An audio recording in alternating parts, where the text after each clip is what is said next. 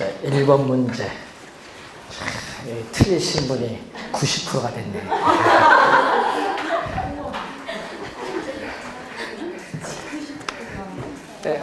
시험 치신 분이 90%가 다 틀렸어. 1번 문제. 왜 틀렸을까?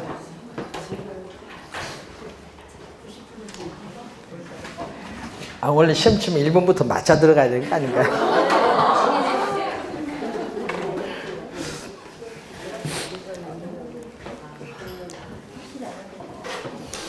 부동산을 법률적 측면에서 설명한 것으로 옳은 것은, 자, 1번 지문은 부동산 등기법 교재에 나와 있어요. 부동산 등기법상 부동산 등기의 대상이 되는 물건은 토지, 건물 2개밖에 없어요. 1번 정답.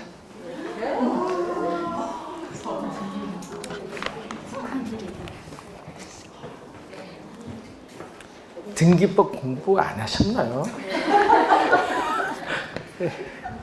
1번 정답이지. 앞에 부동산 미출금 되잖아. 부동산이건 토지, 건물 2개밖에 없잖아요. 뭐 생각하셨는데? 뭐 선박, 항공기? 그건 부동산 아니에요. 부동산 했잖아. 앞에 부동산 등기에 대해서. 건물은 토지의 일부가 아니죠.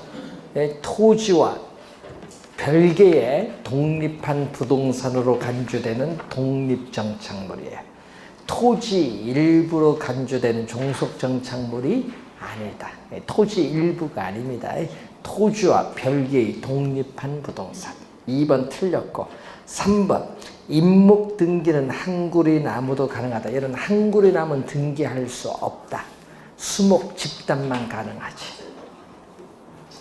4번 제거하여도 건물의 기능 및 효용에 손실이 없는 부착된 물건은 뭐다? 동산이죠. 정착물로 취급하는 것이 아니라 동산입니다. 틀린 질문.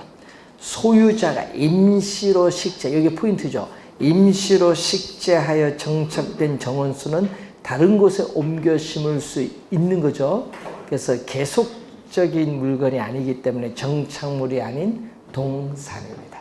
정답은 1번. 될 거 1번밖에 없는데 뭐.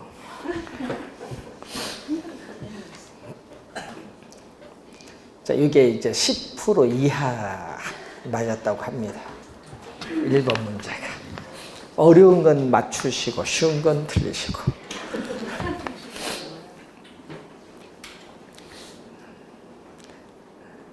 자, 2번 토지의 용어의 정의에 대한 설명으로 옳은 것은 용어입니다. 용어. 자, 이 농경지에서 택지로 변화 과정에 있는 토지. 농경지는 뭐죠? 전답이죠. 전답. 전답이 택지로 가는 것은 뭐죠? 후보지죠. 후보지. 자, 여러분 용도적 지역. 토지가 실제로 용도에 따라 지역을 분류할 때, 여러분이 배울 때 우리 택지 지역이 있고 뭐가 있다? 농지 지역. 여러분 택지 지역, 택지나 뭐 농지나 임지 이런 건 감정평가상의 용어인데, 농지 지역에 뭐가 있어요? 전, 답, 과수원이잖아요. 지목이 전답 과수원입니다. 그래서 전지지역, 답지지역, 과수원지역인데, 그러면 이 농경지는 뭐 전답이잖아요. 전답이 뭘로 간다? 택지로 간다. 이 용도적 지역이 전환되는 거죠.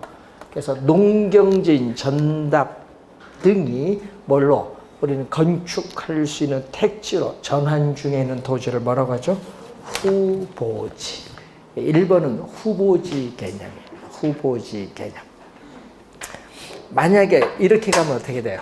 만약에 이런 형태, 예를 들어서 우리가 과수원이 뭘로 간다? 전으로 간다. 이렇게 되면 요건 뭐가 돼? 요것은 이행지야. 이 농지 지역 내에서 과수원이 전으로 바뀌는 건 이행지 개념. 이 동일 용도적 지역 내에서는 이행지입니다. 후보지 이행지 개념. 올해 중요한데 꼭 구분하셔야 돼요. 올해 중요합니다. 자, 2번 하나의 지번이 붙는 토지의 등록 단위. 또는 부동산 등기법상 등기의 한 단위를 필지라고 하죠. 필지. 획지가 아닌 필지입니다. 세 번째, 공지는 건축법상에 건축할 수 있는 토지인 대지에서 건축물의 바닥 면적입니다. 이런 바닥 면적이 합계 연면적이 아니라 그냥 바닥 면적을 제외한 부분. 연면적이 아닌 바닥 면적. 그러니까 틀린 지문. 자, 4번 정답. 맹지는 도로와 전혀 접하지 않은 토지죠. 맹지 상태에서는 다른 사람 토지를 통해서 출입을 해야 되니까 건축 허가가 나지 않습니다. 원칙. 예외는 있죠. 뭐 지역구를 설정한다든지. 자, 건축물이 있는 토지를 건부지. 부지가 아니라 건부지. 그래서 틀린 지문이고 4번 정답. 자, 3번 토지의 자연적 특성인 부증성에 대한 설명으로 옳은 것. 작년에 부증성 출제했었죠. 박스를 이용해서. 자, 토지는 뭐가 돼? 부족되잖아요. 토지는 부족합니다. 자, 부증성에 있어서 우리는 토지에 대한 수요는 계속 증가하는데 우리는 토지의 물리적 양은 한정되다 보니까 토지 부족 문제가 발생하죠. 이 토지 부족 문제로 인해서 토지를 이용하고자 하는 사람, 누가 경쟁을 벌인다? 수요자, 공급자 경쟁이 아니라 수요자 간의 경쟁을 벌이면서 집가는 뭐한다? 상승하죠. 그래서 또 건물이 고층화시켜야 되죠. 집약적인 토지용 또는 토지용의 집약화. 여러분 집약화 작년에도 출제한 하여튼 집약화란 용어는 단골이야. 집약화란 용어가 나오면은 뭐다? 부증성이라는 거. 이 집약화를 촉진시키죠. 자, 우선 수요자 경쟁입니다. 1번 정답. 수요자 경쟁, 공급자 경쟁이 아닙니다. 2번 토지의 물리적 공급 곡선을 뭘로 만든다? 완전 비탄력적. 자, 토지의 물리적 공급은 이렇게 완전 뭐다? 비탄력적인 뭐다? 수직선. 완전 비탄력적인 수직선이죠. 공급이 이렇게 고정되어 있기 때문에 뭐에 의해서 수요에 따라 가격이 달라지죠. 완전 비탄력적인 공급 곡선을 가지기 때문에 5번 토지 시장에서 균형 가격 형성이 어떻게 돼? 곤란하죠. 균형 가격 형성이 자연스럽게 나타나지 않아요. 곤란하다. 그래서 감정 평가사에서 인위적으로 가격을 구할 필요가 있다. 5번 틀렸죠. 2번, 5번 설명했어요.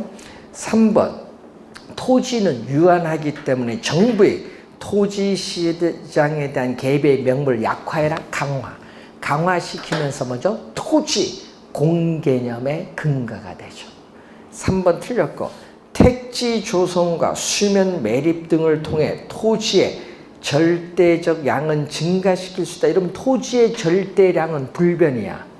여러분 토지의 절대적 양은 불변. 증가시킬 수 있으면 안 돼. 토지의 절대적 양은 불변인데 뭐를 증가시킬 수 있어요? 토지의 절대적 양은 변화가 없지만 용도적 측면에서의 토지 양은 증가시킬 수 있는 겁니다.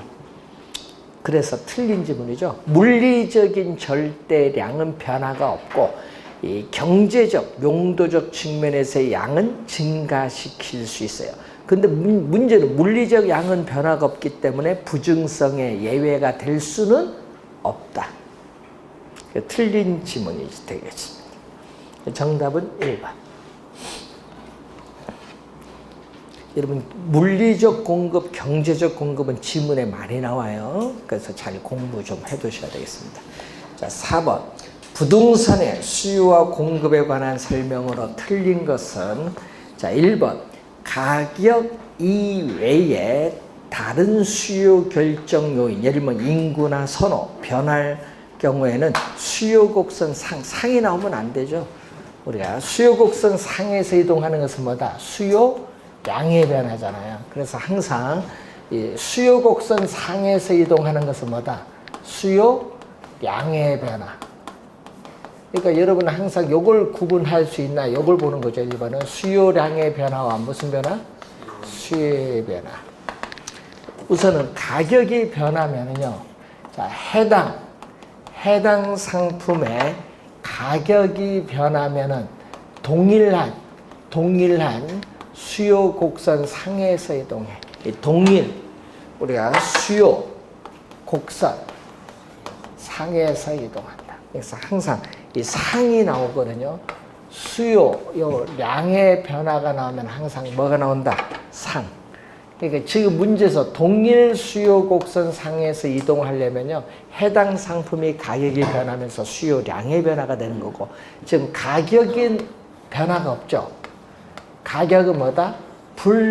변화가 없는데 가격 이외에 다른 뭐죠? 수요 결정 요인들이 뭐 한다? 변하는 거예요. 가격은 변화가 없는데 가격 이외에 다른 수요 결정 요인이 변하면은 수요 곡선 우리가 자체가 이동하죠. 수요 곡선 자체가 이동하는 무슨 변화? 수요의 변화. 지금 이 문제는 무슨 문제? 요거죠, 요 지문. 요걸 설명하는 겁니다. 그래서 정답은 1번이 정답. 수요 곡선 자체가 이동합니다. 자, 2번 소득의 감소라는 요인으로 수요 곡선 자체가 왼쪽 좌측으로 이동하는 것은 수요의 변화죠. 수요의 변화. 수요의 변화 중에서도 수요의 감소가 됩니다. 감소. 자, 일반적으로 대출 이자율이 하락하면 이자 비용 부담이 낮아지기 때문에 구매력은 높아져서 정상제인 수요는 어떻게 돼요? 증가하죠. 그래서 맞는 질문. 균형 상태인 시장에서 건축 원자재 가격이 상승하면 어떻게 돼요? 건축비가 뭐 한다? 상승한다. 자, 이렇게 균형 상태에서 이 균형 상태에서 건축비가 상승하면 공급이 뭐 한다? 감소해요.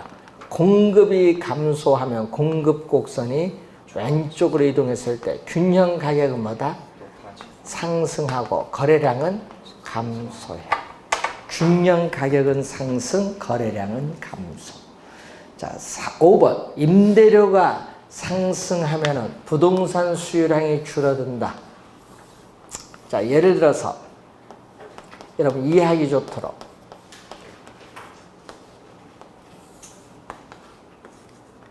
자, 커피 가격이 상승을 하면은 커피 수요량이 이렇게 대폭 줄어들죠, 지금.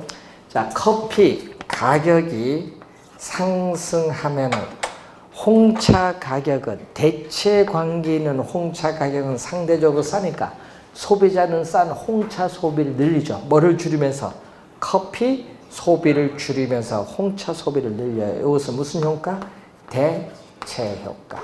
그리고 커피 가격이 오르면 실질 소득이 어떻게 돼요? 우리가 하락을 하죠. 실질 소득이 하락하면서 커피 소비가 줄어드는 것은 무슨 효과? 소득 효과. 그래서 커피 가격이 오르면 수요량이 줄어드는데 이것은 대체 효과와 소득 효과로 설명할 수 있다. 그래서 5번 맞는 질문. 자, 여러분 올해 시험에 항상 주의할 때는 수요량의 변화, 수요 변화 이 구분 반드시 할 줄 아셔야 돼요. 올해 중요합니다. 자, 5번 문제로 갑니다. 부동산 공급에 대한 설명으로 옳은 것은 부동산의 공급 곡선은 일반적으로 뭐한다? 우하향한다니까 틀렸죠. 우상향, 오른쪽 위를 향하는 곡선 우상향합니다. 가격과 공급량은 뭐한다? 비례한다. 무슨 법칙? 공급의 법칙. 2번은 공급의 법칙을 모르죠. 자, 분석하고 있는 변수인 가격을 제외한 다른 요인들은 변화가 없을 때 가격이 오른다. 여러분 생산자 입장에서 시장에서 상품 가격이 오르면 비싸죠. 그럼 수익성이 높아져요. 수익성이 높아지기 때문에 공급량을 뭐한다? 증가시켜요. 예? 그래서 이렇게 화살표가 같은 방향으로 가요. 예? 그리고 가격이 싸다. 여러분 시장에서 가격이 싸면 생산자 입장에서는 손해잖아요. 싸면은 이전보다. 그럼 이전보다 공급을 뭐 한다? 줄여요. 이렇게 가격과 공급량 사이가 같은 방향으로 변동하면 뭐다? 플러스 양의 관계를 뭐라고 하죠? 비례의 관계라고 하죠. 플러스를 비례. 플러스. 그래서 비례도 나왔죠? 맞는 진호. 2번 정답.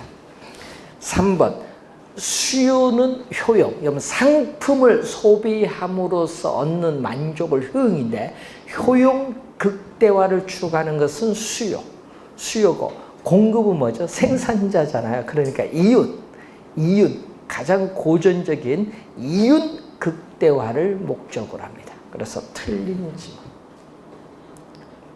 효용 극대화는 수요고요. 이윤 극대화는 공급. 네 번째 공급량에 여러분 가격 이외에 아까 요 수요부터 했잖아요. 가격 이외에 다른 요인이 변하면 공급 곡선 자체가 이동하죠. 공급 곡선 자체가 이동하는 걸 무슨 변화? 공급의 변화예요. 그래서 또 5번도 우리가 4번은 무슨 변화죠? 공급의 변화의 설명.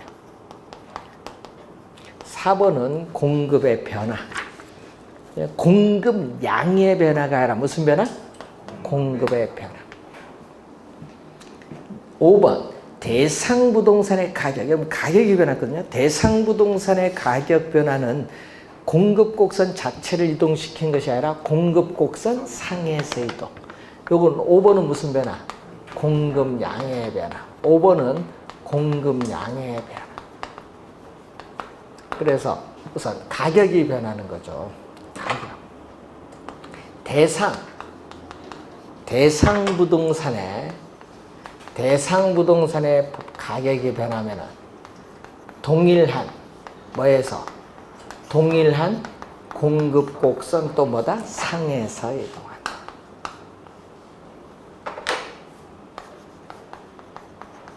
그래서 5번도 틀린 질문. 5번은 공급량의 변화. 그 4번은 뭐다? 공급의 변화. 가격 이외에 다른 요인이 변하면은 공급 곡선 자체가 이동하는 공급의 변화.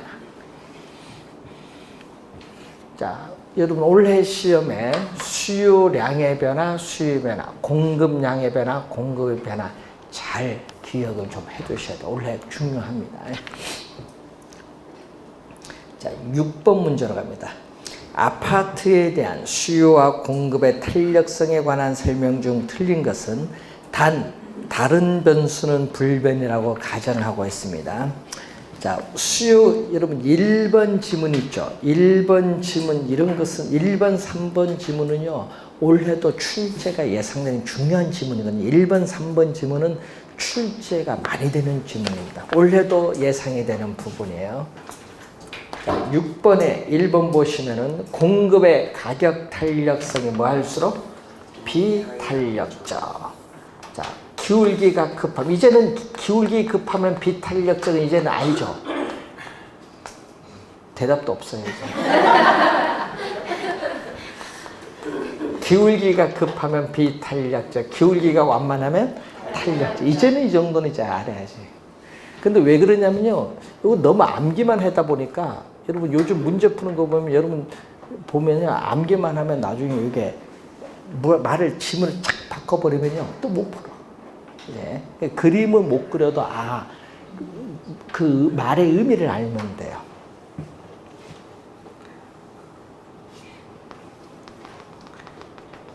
자, 이렇게 주어졌는데 지금 문제에서 수요가 증가하면 가격은 뭐죠? 수요가 증가하면 균형 상태에서 수요가 증가하면 가격은 올라요. 그럼 얼마만큼 오르냐 그걸 보는 겁니다. 그럼 수요가 증가하면요 가격은 오르는데 얼마만큼 오르냐.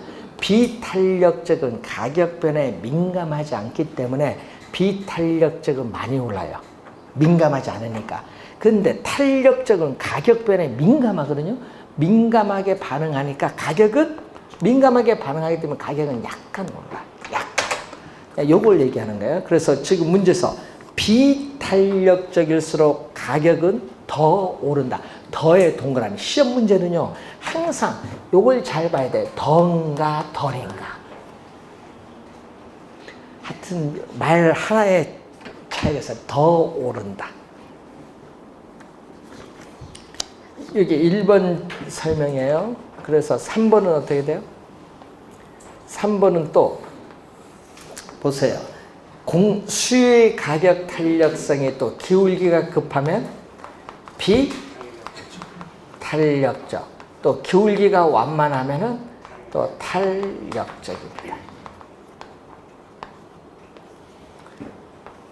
자, 이렇게 또 주어져 있는 상태, 또 최초의 뭐다? 균형이 주어졌어요. 자, 요 상태에서 2번은 3번은 뭐다? 공급이 뭐 할 때? 감소. 공급의 감소.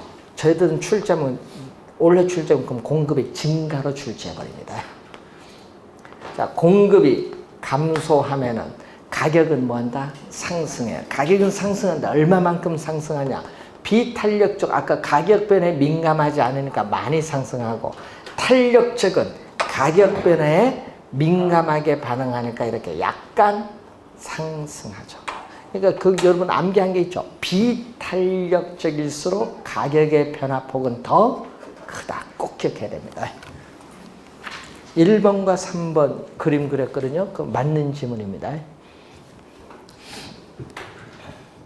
자, 1번, 3번 맨 끝에 더 오른다. 요 더가 포인트거든요. 더 오른다. 그래서 항상 이 끝 지문을 잘 보셔야 돼요. 자, 2번 수요교차 탄력성 분모가 가격이에요. 특정 상품의 가격 변화에 대한 관련 재화의 뭐다? 수요량의 변화. 분모는 가격, 분자는 수요량. 하여튼 상품 두 개가 나오면은 교차 탄력성. 2번은 개념입니다. 자, 4번 공급이 가격에 대해서 완전 탄력적이다. 완전 탄력적이면 뭐가 되죠? 수평선. 자, 공급이 이렇게 완전 탄력적일 땐 수평선. 또 암기한 게 있죠. 수평선일 때는 가격은 변화가 없다. 우리 수평선일 때는 가격이 변화가 없다. 자, 요 균형 상태에서 공급이 뭐 했다? 우리가 증가, 수요가 증가해도 수요가 증가를 하게 되면은 새로운 균형점에서 이렇게 거래량은 증가인데 가격은 변화가 없다. 4번 정답. 거래량은 뭐 한다? 증가한다. 중요한 것은 수평선일 때는 시장에서의 뭐는 변화가 없죠? 수평선일 때는 균형, 가격은 불변, 변하지 않는다. 꼭 기억해야 됩니다. 수평선일 때는 균형, 가격은 불변. 자, 4번 정답이고 2번은 수직선. 5번. 2번은 수요가 가격에 대해서 뭐다? 완전 비탄력적인 수직선이다. 자, 완전 비탄력적인, 여러분 수직선, 수평선은 예외죠. 예외인 경우인데, 자, 이렇게 주어졌을 때 여기에 바로 뭐가죠? 최초의 균형인데 5번에 보시면은 공급이 증가를 하게 되면 공급 곡선이 우측인데 새로운 균형점에서 균형 가격은 하락을 하는데 거래량은 변화가 없다. 이런 공급이 고정되어 있기 때문에 거래량은 변화가 없어요. 그래서 여러분이 수직선일 때는 시장에서 뭐는 변화가 없다. 균형, 거래량은 불변. 고정되어 있기 때문에 우리는 균형, 거래량은 뭐다? 불변. 수요가 고정되든 공급이 고정되든 고정된 수직선이 주어지면 거래량은 불변. 또 꼭 기억을 해 두셔야 되죠.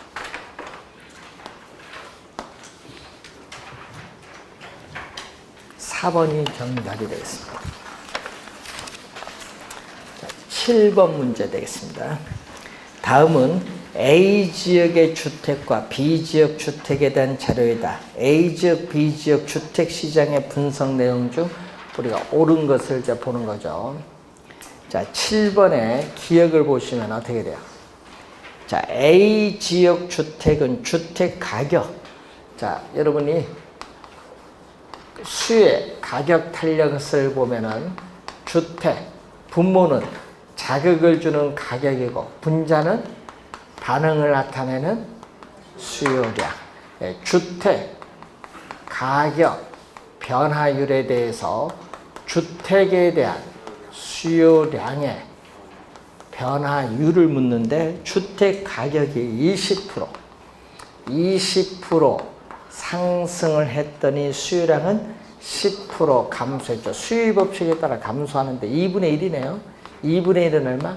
0.5. 이건 수의 가격 탄력성은 음수가 아닙니다. 그래서 양의 값으로 나온 거예요. 0.5. 0.5인데 뭐를 기준? 우리 1을 기준. 1을 기준으로 판단할 때 1보다 작으면은 뭐다? 비탄력적이다. 비탄력적. 1을 기준으로 비탄력적이라고 해요. 자, 그럼 1번에 보면은 어떻게 돼요? 비탄력적인데 거기에 대체재가 풍부한 시장, 풍부한 밑줄. 여기 틀렸지. 비탄력적은 대체재가 비교적 적다. 예? 여러분, 비탄력적은 대체재가 비교적 적다. 그리고 풍부하다니까 틀려요. 그리고 또 뭐다? 또 하나 기억해둘 것은 비탄력적 하면 가격의 변화에 대해서 민감하게 반응하지 않는다. 이것도 기억해야겠죠. 가격의 변화에 대해서 민감하게 반응하지 않는다. 자, 2번 보시면은 분양 비탄력적일 때는 어떻게 돼요? 비탄력적일 때는 기울기가 급해요. 자, 비탄력적일 때는 기울기가 이렇게 급하다.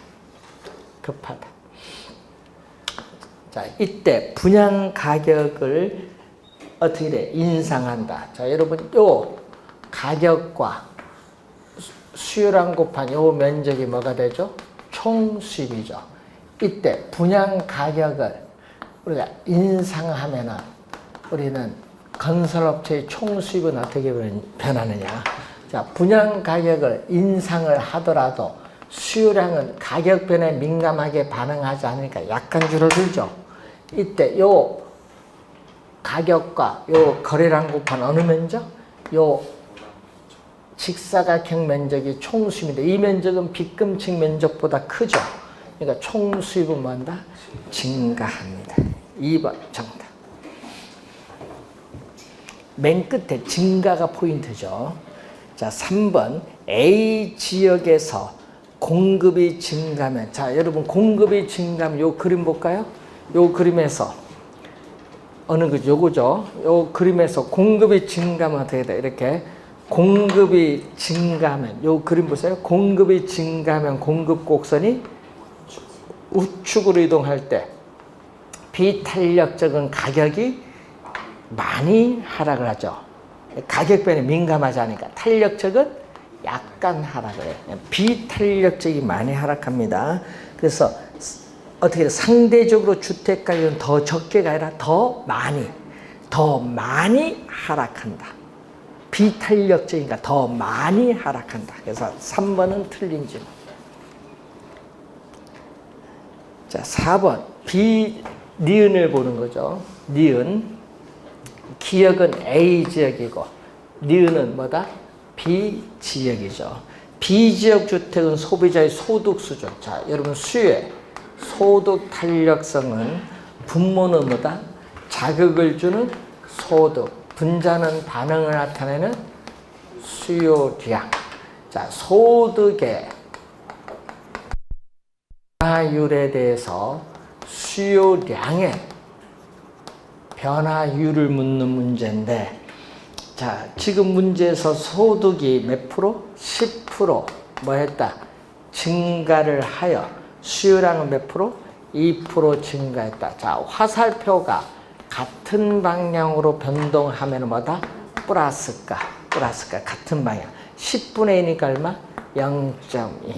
수의 소득 탄력성이 0보다 크죠. 자, 소득이 증가할수록 수요량이 증가하는 상품은 우리 뭐라고 하죠? 정상재. 소득이 증가할수록 수요량이 증가하는 상품은 정상재.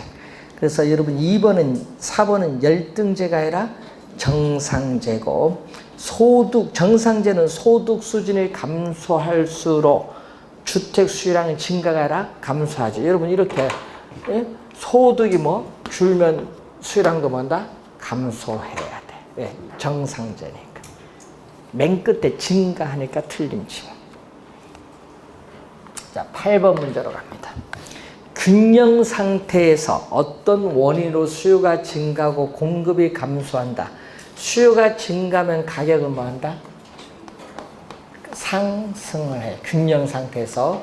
또 공급이 감소해도 가격은 상승하니까 균형 가격은 항상 상승할 수밖에 없어요. 여러분 수요가 증가도 가격이 오르고요. 공급이 감소해도 가격이 오르거든요. 균형 가격은 항상 뭐한다? 상승해. 균형 가격은 항상 상승하니까 균형 가격 박스 안에 상승 기억이 나와야 돼. 그러면은 답은 1번 아니면 4번 두 개 중에 하나야. 균형 가격은 항상 상승했는데, 그럼 균형 거래량은 어떻게 돼야 돼? 수요가 증가하면 어떻게 돼? 여러분 수요가 증가하면은 거래량 증가해. 공급이 감소하면 거래량 감소하거든. 이 골치 아파. 반대로 변동하니까. 그럼 수요의 증가폭과 공급의 감소폭에 따라 균형 거래량은 증가할 수도 있고 변하지 않을 수도 있고 감소할 수도 있어. 세 가지 다 나타나거든요. 그래서 D가 나와야 돼. 균형 거래량은. 그래서 기업 D가 나오는 몇 번? 4번이 정답. 이동폭을 잘 보시면 돼. 수요 증가폭, 공급의 감소폭에 따라 균형 거래량은 달라집니다. 자, 9번 회복시장의 특징. 자, 회복시장은 어떻게 돼요? 자, 이런 형태로 우리가 갔을 때 경기 바닥을 올라가는 이 회복시장의 국면이죠. 회복시장에서는 어떻게 돼? 부동산 가격이 오르기 때문에 매도자는 거래를 뒤로 미루려고 하고 매수자는 거래를 앞당기려는 경향이 있기 때문에 부동산 중개 전문업자 입장에서 뭐가 중시? 매도자가 중시가 돼. 1번 맞고 공실률은 감소하겠죠. 2번 맞고 투기적 가격이 아직도 낮은 수준에 있기 때문에 투기적 요소가 개입되기 쉬운 국면의 시장이 회복시장. 그리고 지속적인 부동산 가격이 상승할 가능성이 있는 시장. 맞죠?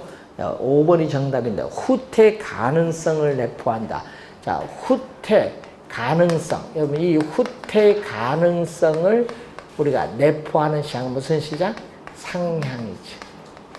상향시장은 정점을 통해서 후퇴로 가기 때문에 후퇴시장 전 단계의 국면의 시장으로서 후퇴에 있어서의 가능성을 내포하고 있는 시장. 후퇴의 가능성 내포는 상향시장. 5번 정답.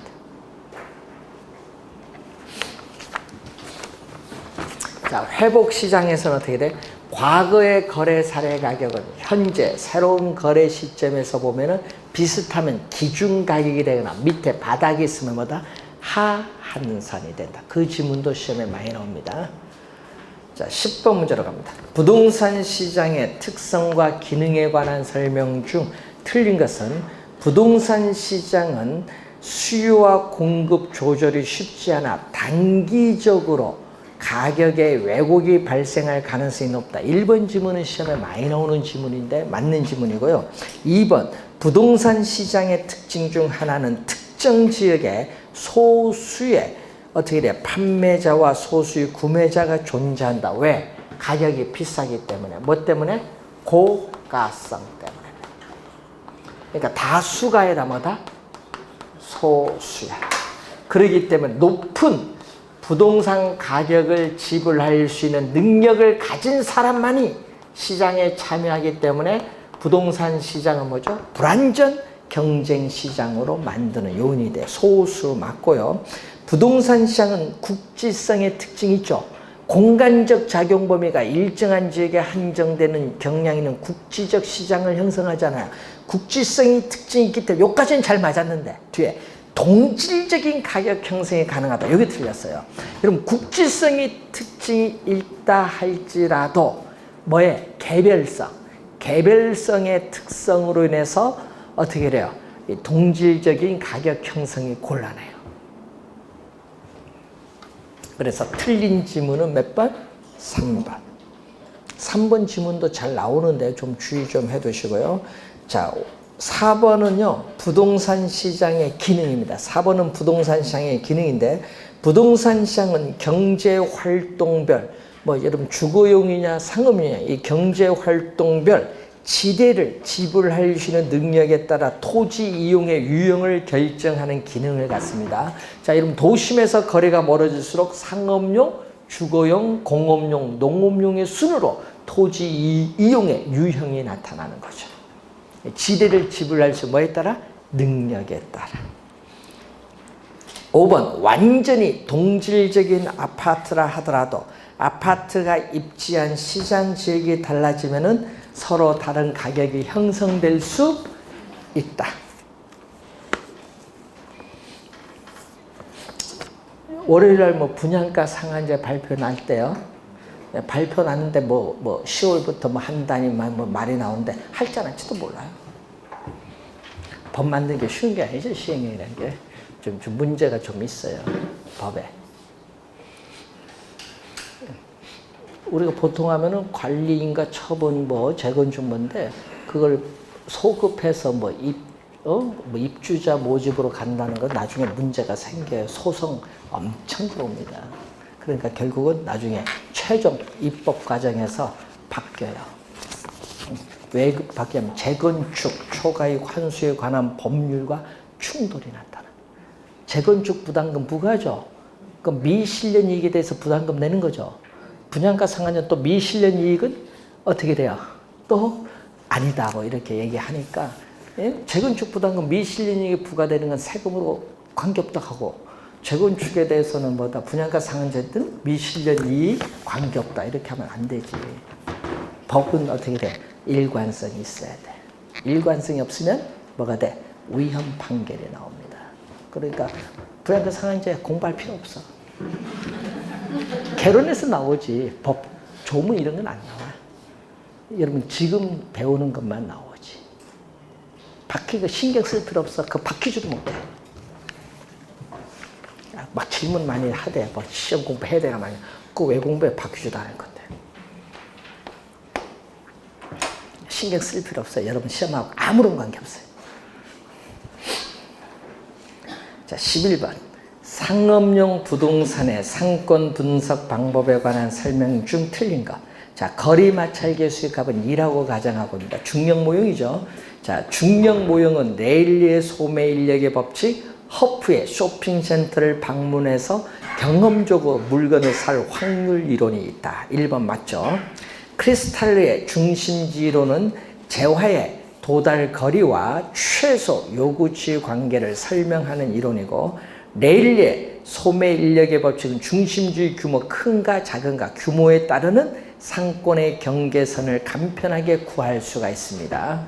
허프의 확률 모형은 우리가 지역사회 내 다수의 쇼핑센터가 있는 경우 특정 쇼핑센터의 시장 점유율, 이용객 수, 매상고 계산에 활용되고 있다. 시장 점유율, 이용객 수, 매상고 계산에 활용되고 있습니다. 자, 허프의 모형은 어떻게 다수의 경쟁 점포가 있을 때고, 레일리는 어떻게 돼? 두 개의 중심지가 있을 때. 그러니까 다수의 경쟁 점포 간의 관계에 더 잘 설명해 주는 것은 누구 모형? 허프. 레일리는 몇 개? 두 개의 중심지 간을 설명합니다. 그래서 정답은 몇 번? 5번이 정답이 되겠죠.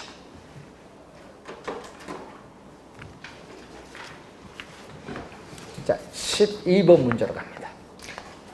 자, LQ가 나오는데, 자, LQ에서 분모는 뭐죠? 전국. 분모는 전국이고, 분자는 우리가 지역인데 A 지역이죠. A 지역. 자, 분자는 지역, 분모는 전국. 자, 여기서 뭐를 물었어요? A 지역의 부동산 산업. A 지역의 부동산 산업을 물었지.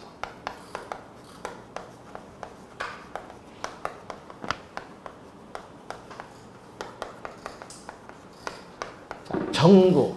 여기는 전체 산업의 고용자 수. A 지역. 전체 산업의 고용자 수. 요 공식은 꼭 기억을 해야지. 문제에서 표가 나오면은 숫자 들어가야 되는데, 자, 표 끝에 전국, 맨 밑에 전체 했더니 얼마? 400. 숫자 전국 전체 400이고, 전국 부동산 산업. A 지역 전체, A 지역 부동산 산업. 전국 얼마? 400에 대해서 전국 부동산 산업 얼마? 250. 자, A 지역 두 번째 전체 얼마? 200. 부동산 얼마? 150. 5, 4, 50으로 분모 분자 나눠줍니다. 5, 4, 20, 5, 3, 15. 5, 8, 45, 25. 자, 내항이 곱 갑니다. 5 곱하기 4는 분모로 가고, 외항이 곱 8 곱하기 3은 뭘로? 분자. 요거 약분하죠. 2. 5분의 얼마? 6. 5분의 6에 1.2죠. 자, 분모 분자로 주어질 때는 뭐를 기준? 1을 기준으로 판단하는데, 1보다 크면은 무슨 얘기죠? A 지역 전체 산업 고용자 수에서 부동산 산업 고용자 수가 차지하는 비율이 전국보다 크기 때문에 A 지역에서 생산해서 소비하고 남은 나머지를 어떻게 돼? A 지역 경계 밖으로 수출하는 무슨 산업? 기반 부문의 산업.